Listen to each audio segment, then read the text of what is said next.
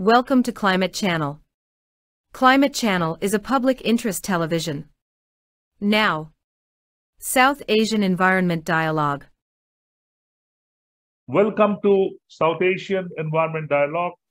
It's being brought on by the Climate TV channel Canada along with the Plurals India. And now we all know that a few days back, perhaps in the third week of March, IPCC has come out with the final version of its AR6 report, the IPCC synthesis report.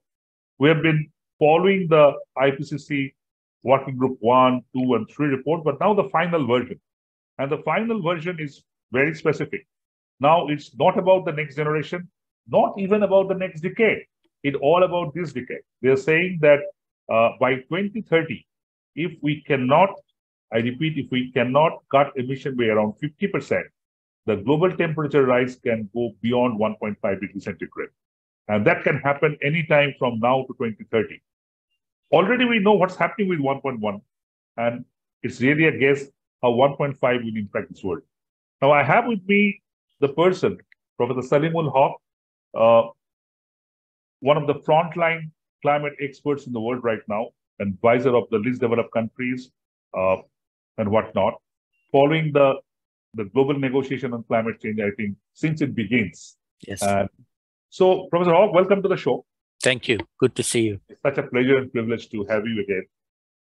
Let's start. This particular report is very categorical and it's very sharp that by 2030, if we cannot cut the emission by 50%, we are in for a 1.5 degree rise. How you see this?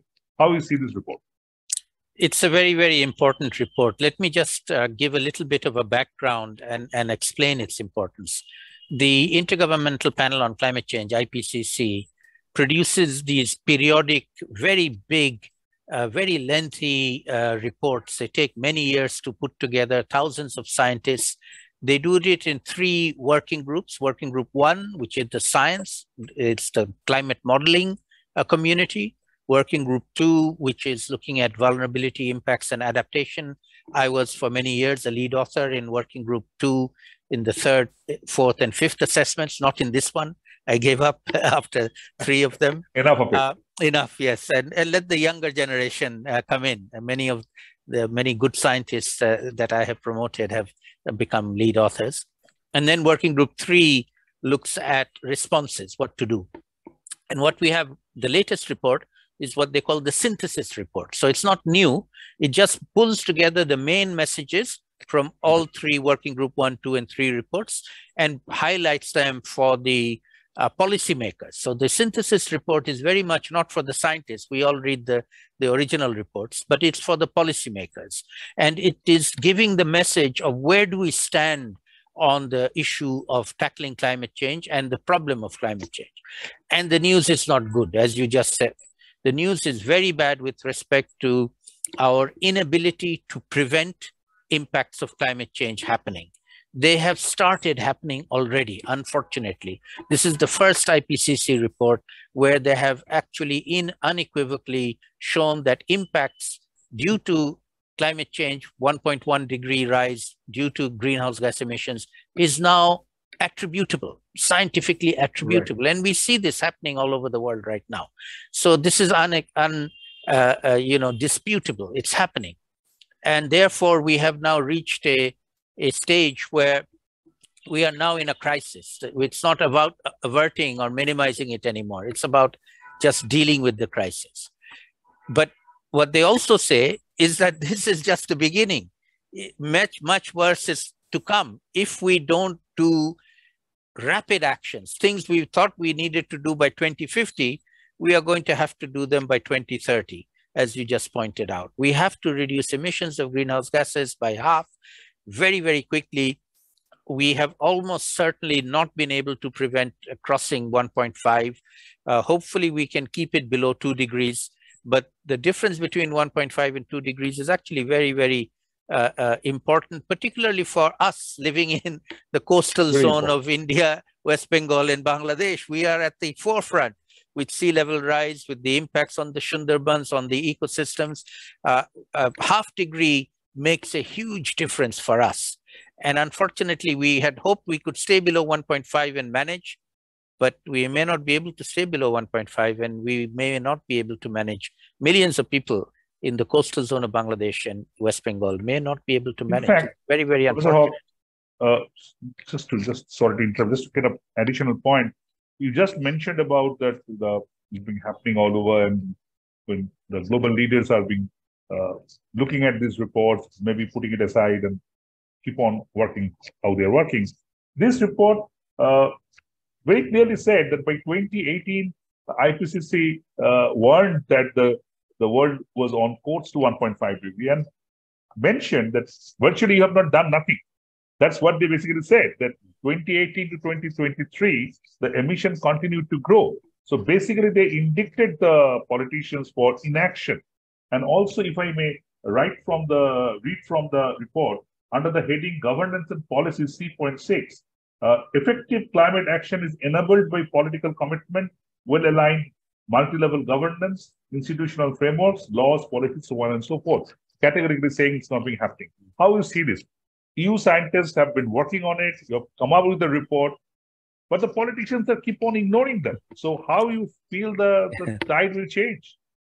Well, I'm very, very unhappy about that. So as I said, I wear a scientist hat as a member of the IPCC, but I also go to the annual conference of parties where the negotiators and the policymakers listen to the science, and then they promise to do things. So at least they promise, but then they go home and they don't do what they promised to do. And so, you know, we have the agreement, the Paris Agreement. All countries have agreed to take action. And then they've gone home and they have refused to take the action that they promised to take. And what can we do? We cannot take them to court. We cannot attack them. We cannot, fight a war against politicians for not taking the actions that they promised to take.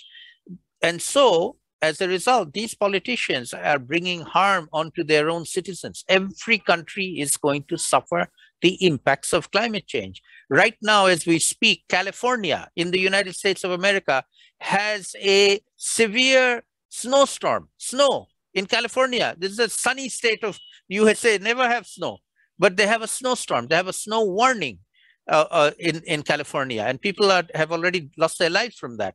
And so no country will escape.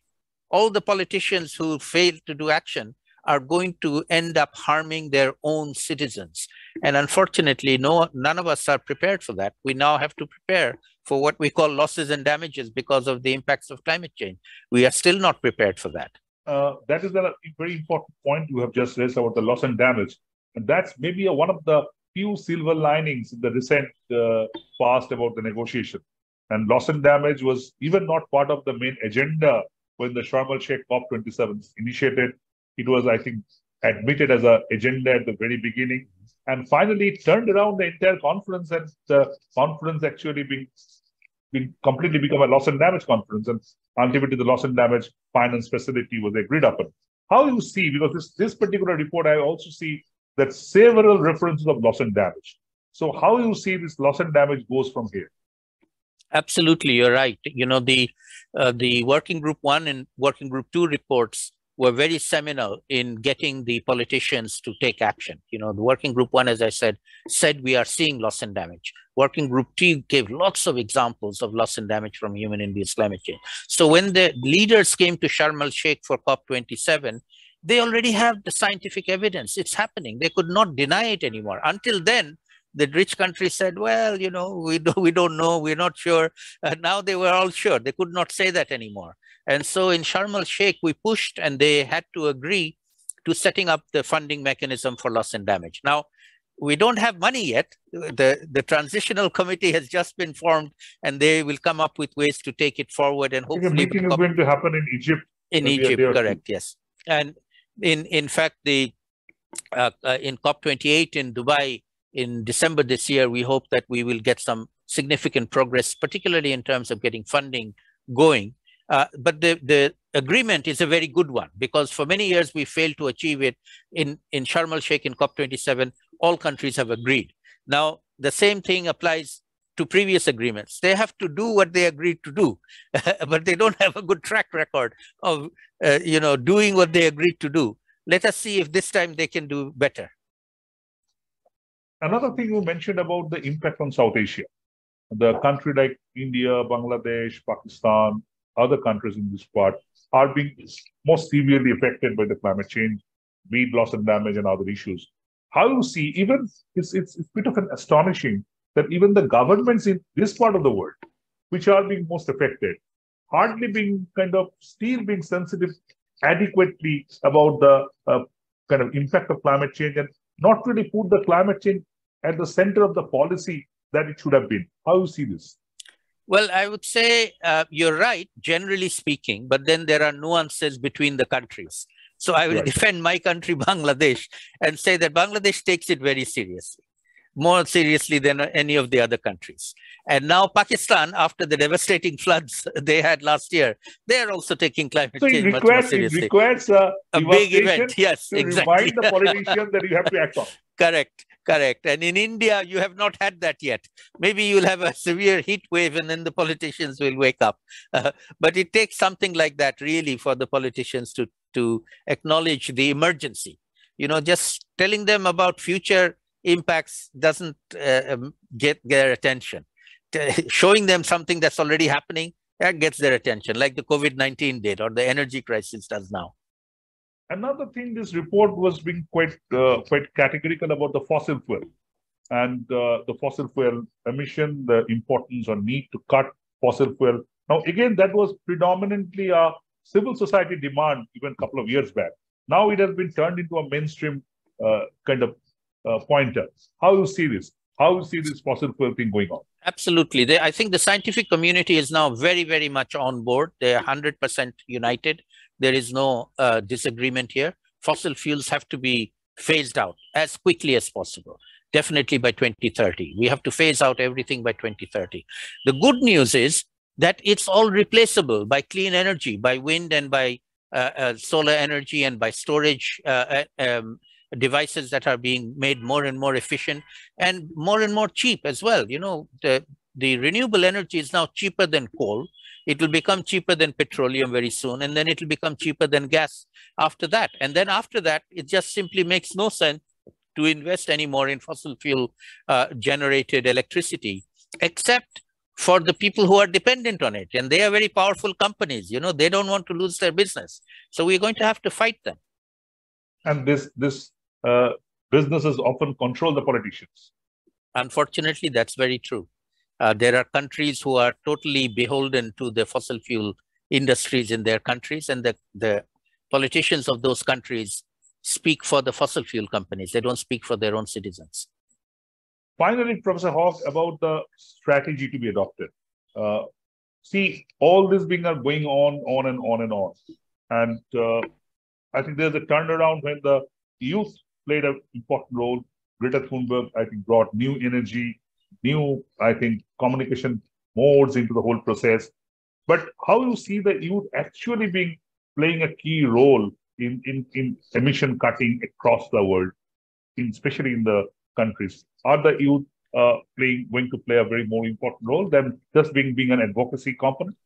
Well, I am very, very positive about the role that the youth are already playing and can play going forward, well beyond advocacy. They are now in the position of changing things. So youth in the South to alert our politicians about the impacts and the need to deal with those impacts, losses and damages. Youth in the North, in the oil producing and the fossil fuel producing countries, to make their politicians, their parents, their uncles, their aunts, their own elders to understand that they have to stop.